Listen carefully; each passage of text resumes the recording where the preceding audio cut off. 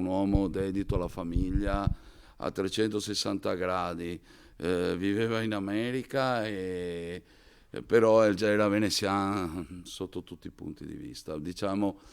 Eh, diciamo il vero italiano che lavora, lui era il vero italiano, il veneziano che lavora all'estero.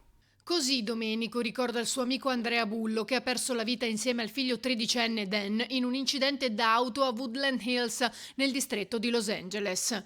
Tornando da una cena sono stati tamponati da una vettura sopraggiunta a forte velocità. Il serbatoio ha preso fuoco esplodendo immediatamente senza lasciargli scampo.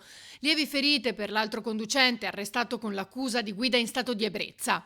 Bullo, 60 anni, originario di Murano, aveva lasciato la città 40 anni fa per inseguire il suo sogno, dopo aver lavorato al ristorante Do Forni, all'Antico Pignolo, a Londra Palace, all'Excelsior del Lido. Ha voluto seguire questo sogno americano che si è avverato perché ha aperto i più bei ristoranti di Malibu a Los Angeles e niente, siamo veramente dispiaciuti perché tante volte un sogno esplode in questa maniera. Sposato da circa 20 anni, Andrea aveva saputo coniugare la cucina tipica veneziana con quella americana, rendendo inimitabile il suo stile. Tornava regolarmente a casa, anche col figlio. Ancora oltre 20 anni fa mi chiedeva Domenico, voglio portare a Gran Segua in America e la cosa, come facciamo per portare i gusci e tutto, mandarle?